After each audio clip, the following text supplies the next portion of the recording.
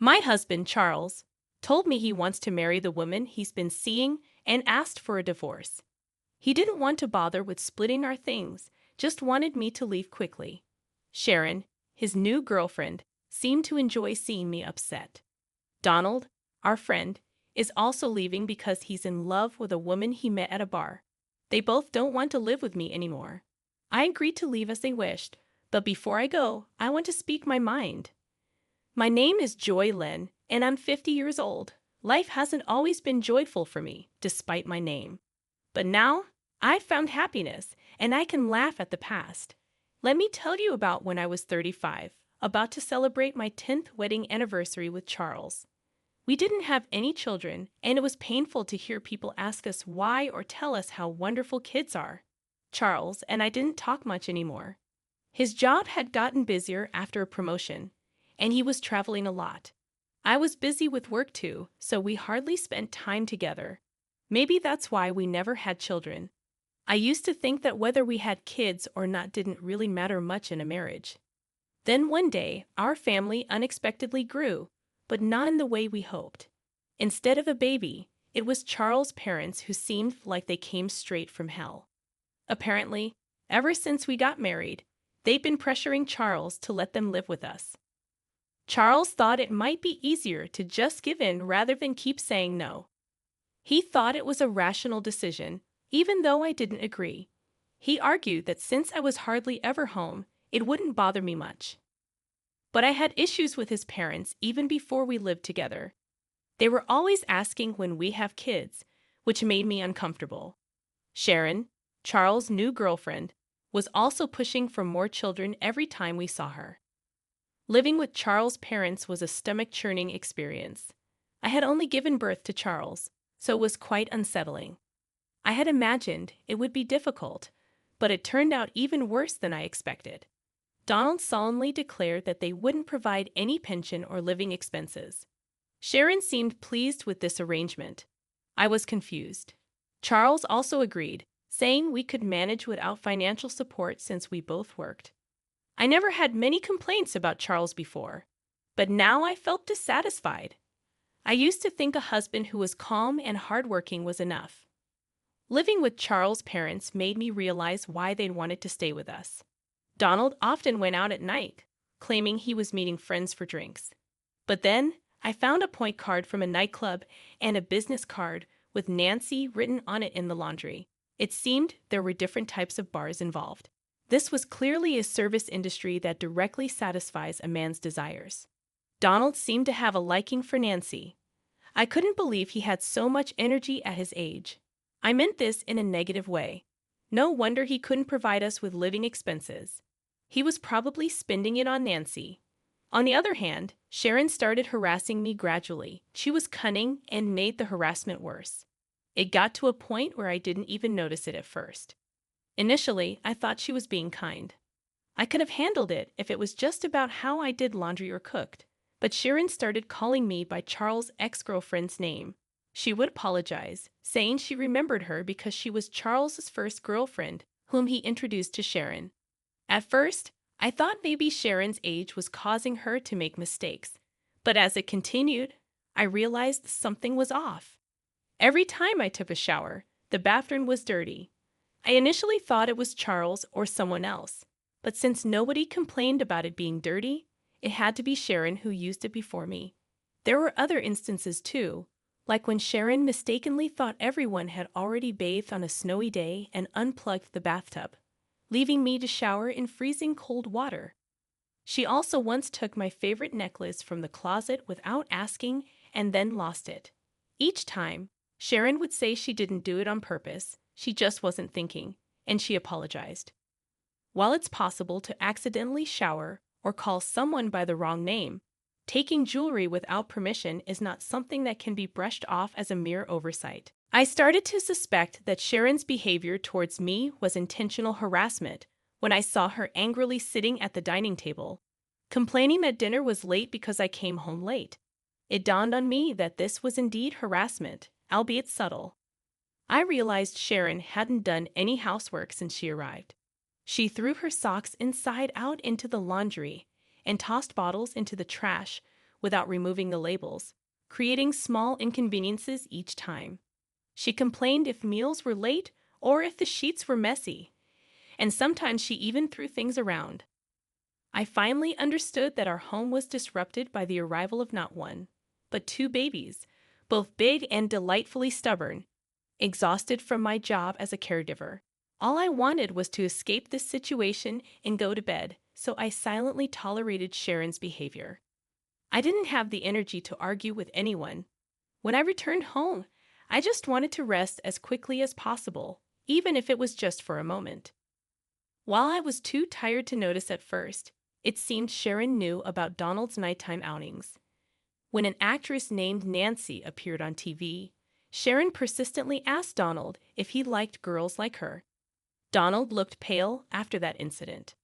I once asked Sharon if she was okay with Donald going out like that. She replied that if she got a divorce, she would be someone with a history of divorce at her age, which would look bad to society. She said she didn't like it, of course. He's just fooling around with professionals at the bar, right? If he's not serious, I can accept it. She wasn't holding back from divorce because of her concern for Donald, but rather because she feared having a history of divorce. I couldn't understand it.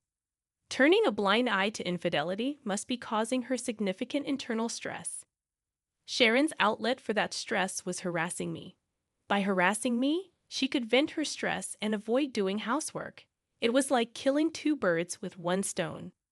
I was certain I knew why Sharon insisted on living with us. As we lived with Charles' parents, he increasingly made excuses not to come home, saying he had to work overtime. This house was rotten from the roots to the pillars. At this rate, even I might end up crushed under the rotten floorboards. Then, one day, about 6 months after we started living together, Charles, who rarely had the same day off, said something unexpected. "Please, let's get a divorce." It was a shock. It turns out, Charles had been having an affair with a classmate for a long time. He even said he wanted to marry her, and I had no clue. Apparently, they started dating just before he got promoted. I thought he was working hard for our sake, but could it have been for his classmate?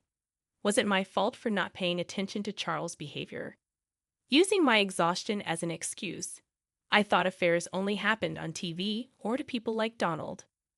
Maybe it's natural for Charles to cheat, given that Donald does it too. "Once this house is ready, my girlfriend and I are moving in. You can take your things and leave," Charles declared. Sharon asked what's going to happen to us. "You can stay. My girlfriend doesn't mind sharing," Charles responded. "What a nice girl," Donald chimed in. "Don't let her get away with it. If she asks for property division, we're going to use this house and everything in it."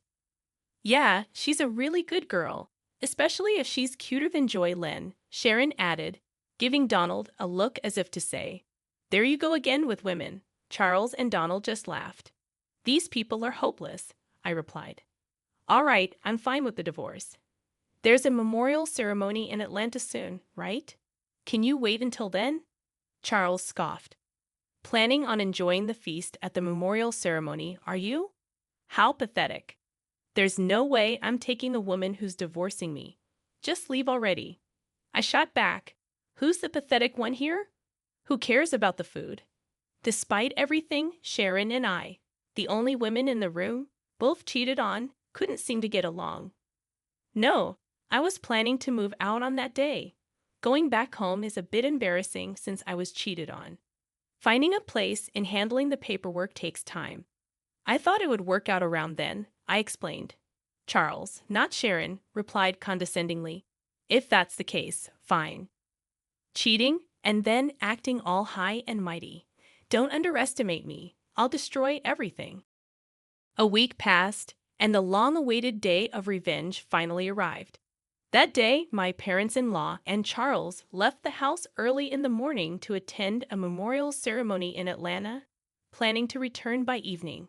All right then, let's give it a try, I thought. The garbage collection service I had hired arrived, and I had them load all the furniture in the house into the truck. The sofa, the microwave, Charles, and the parents-in-law's bed, Sharon's clothes that had accumulated since moving in, Charles' favorite new vacuum cleaner, even the refrigerator and its contents. All of it gone. Ah, minimalism is wonderful, I thought. With each item thrown away, it felt like my troubles were disappearing. Next, the movers came to transport my important belongings to my new place. By evening, the house was empty. The front door made a sound. It seemed Charles and the others had returned. I decided to greet them one last time as a good wife and stood at the entrance with a smile. What, you're still here? Charles frowned openly, as did my parents-in-law. Oh, that's harsh. It's the last time. So it's fine to see each other's faces before leaving, right? I wanted to see your face. Charles blushed slightly and chuckled. What's the big deal? Fine. Let's have a meal together one last time, shall we? Charles, strangely in a good mood, heads towards the living room. Saying this, followed by Sharon, who looks exasperated, saying, Charles is so sweet. Donald, on the other hand, turns to me with a proud look, saying, That's my son. I'm baffled. Having a meal together would have been a nice way to part if there was anything left to eat. Huh? What? The meaning of my words hits Charles upon opening the living room door. He lets out a silent exclamation. Sharon, annoyed, peeks into the living room after Charles and exclaims, Just like him. Donald does the same. Wait, why? The fridge? No, even the furniture, appliances too. Why is there nothing anywhere? Of course, I threw them out. The house feels much bigger now, doesn't it? I thought it would be bad to leave old furniture for your new life with your girlfriend. Consider it my parting gift. Why weren't you preparing to move? I've already moved. You throw away things you don't need when you move, right? Have you forgotten most of the things we bought when we got married were purchased with my money? Nothing bad will happen just because I, who didn't need them, threw them away. At my words, Charles points at me, his mouth moving but no words coming out. He seems too shocked to speak. With this, I'll forego any division of property. Well, there's hardly anything to divide anyway, I continue. Sharon, furious at my smile, says, What have you done? I'll return that phrase to your foolish son. There are limits to indecency, like cheating while having a wife and then saying to leave because you're remarrying. Wasn't your upbringing at fault? How could you speak to me like that? You were such a terrible daughter-in-law. Do you still consider yourself my mother-in-law? To me, you're just another old lady. I speak with a malicious smile, and Sharon mutters, so ungracious, shaking with anger. It's a secret that seeing Sharon angry is starting to be a bit fun. Don't you remember? If I ask for division of this house, you can't refuse, can you? Without the house, where would you two strangers live? You sold your family home, right? Yes, the parents-in-law had sold their house when they moved in with us. We won't need it anymore, they had said. So this house was absolutely necessary for them. They sided with their son's affair over his wife, probably thinking, as long as there's a house with a housemaid, anything goes. Hearing my words, perhaps feeling rushed, Donald intervenes. Well, let's settle this amicably, pretending to be a good person. Yes, let's do that. Let's proceed calmly, just like the old man. I mean, just like Donald, suggests Sharon. Exactly. You know what I'm talking about, Joy Lynn. Of course. By the way, Donald, wasn't your cell phone broken today? Oh yeah, I realized it after leaving the house. It wouldn't turn on. If charging doesn't work, I guess I'll have to consult the store. There's no need for that. Your cell phone is right here, I say, pulling Donald's cell phone from my pocket. Huh? Two identical phones? What's going on? Donald is puzzled. I switched the phones just before you left today. The one I have is the real one, and the one you had is a used one I bought and removed the battery so it won't turn on. What? Since you aren't tech savvy, I thought you'd just give up easily, thinking it's broken or out of battery, I explain, smiling. Donald asks, Why would you do that? Well, I have no clue. Speaking of which, you received an email today from your beloved Nancy, saying she had a good time the other day. You email each other daily, right? I'm so jealous of your close friendship, I continue. Donald gasps, while Sharon glares at him. So, Donald, you were out with Nancy the other day. Woohoo, more lively than with Sharon. But you should put a lock on your phone if you're cheating. You'll get caught easily. Stop it, Joylyn. But I thought cheating is wrong. Charles cheated on me, and it hurt. I know exactly how Sharon feels, so I did something nice at the end. I texted Nancy. I'm bored, let's break up. She was furious. I was dealing with this old man because he conveniently gives me money. Good thing you broke up safely. Oh, by the way, this is Nancy, Sharon, your enemy. Take a good look, I said, showing everyone a photo of Nancy and Donald as I returned the phone. That's when it happened. Charles showed a stern expression no one had seen before. Why, my girlfriend is. Everyone but Charles gasped. What's going on, Charles? What are you for Nancy? No, that's my line, Dad. Why are you taking pictures with Nancy? Because I'm her boyfriend, obviously. No, Nancy is my girlfriend. Isn't your girlfriend your classmate? We just met at a bar and started hanging out. Who would have thought that father and son were dating the same person? This development was also surprising for me. Ignoring Sharon and me, who were in shock, the men started a pointless argument about who was more suitable to be Nancy's boyfriend, which eventually escalated into a full-blown brawl, pulling each other's hair. The brawl ended when Charles pulled out a significant amount of Donald's precious thinning hair. After a glance at the soulless face of Donald, I loudly declared, Well, I'm off to my new place. Thank you for everything. I'll be claiming compensation for the affair next time. Bye. I had said there would be no property division, but I didn't mean compensation. Sharon realized that this was a serious affair and, swinging the bag she was holding, began furiously beating Donald in a rage. Donald stood there, head hung low, as if he had been burned out completely, unable to process everything happening all at once. Watching this living hell unfold beside me, I couldn't stop smiling as I hopped on my beloved scooter and left the scene. Although it's a far stretch in my mind, I felt like Tom Cruise in Top Gun. Oh, it's been a while since I've ridden down such a refreshing night road. This is the best. Later on, when I proposed divorce, including the alimony, Charles said, Please wait on the divorce. It seems that Sharon is also considering divorce, and there is a possibility that everyone might lose their homes or their circumstances might change. So, he wants to save as much money as possible. He said things like, Don't you think it's pitiful for us who once lived together to face such a difficult situation? And we need money now. But I didn't care, so I proceeded with the divorce talks without discussion and took as much money as I could get from Charles and his affair partner. When claiming the alimony, I felt a bit like an outlaw. But I hadn't done anything wrong. I had just done what was natural. Well, maybe tampering with someone's phone was slightly wrong.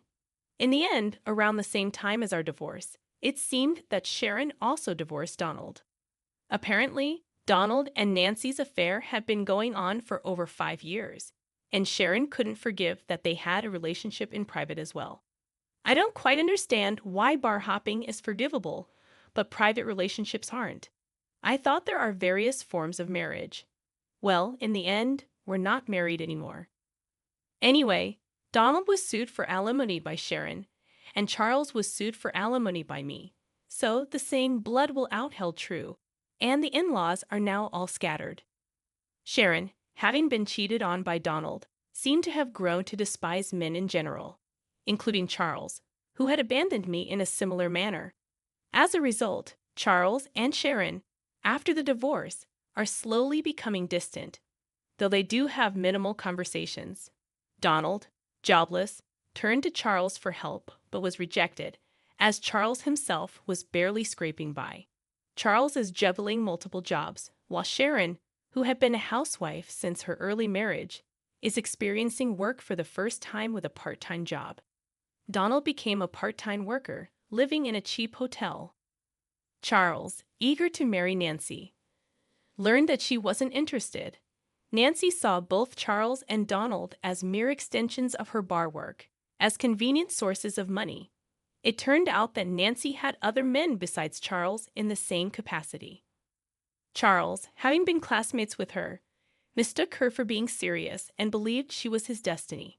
But in reality, it was a foolish and trivial story. In the end, both men were deemed unnecessary by Nancy, even as convenient sources of money, and were discarded. From my perspective, I thought, since I'm leaving, might as well destroy everything in the process, just as I aimed. I'm very satisfied having witnessed the spectacular collapse of a family. No one in that family valued each other, only caring about themselves. So the outcome was, in a way, inevitable. Essentially, they were a family in name only, lacking any compassion. Now, I think it was good that I got away from that household. On the other hand, while I still come home exhausted from work every day, living alone has freed up my time as I no longer need to allocate it for someone else. I have more freedom than when I was married. Back when I was married, I hardly had time to meet my college friends. But now I can travel with them on my days off and even have time for my hobbies. In college, I was part of the choir, so I decided to join a karaoke club. It seems that one can continue to improve in music no matter the age. I consistently win at the club's competitions and even earn cash prizes. Thanks to that, my wallet is always warmly filled. At the facility where I work, my colleague suggested hosting a karaoke recreation event since I'm good at it, and it was a huge hit. I received many compliments like "you're so good," and was thrilled to bring smiles to the residents through my personal hobby, something I hadn't expected. By the way, my go-to performances are Unchained Melody and My Heart Will Go On. The lyrics of older songs are just so wonderful. I don't really understand recent songs, but I guess I should study up. Though my days aren't glamorous, I'm surrounded by friendly colleagues, trustworthy friends, and kind residents who feel like family. Beyond work boundaries, finally, it seems like I've become the Joy Len I was meant to be. From now on, I aim to be someone who not only receives joy but also shares it with others. All right, let's do our best at work today. I'll wholeheartedly celebrate the residents' birthdays.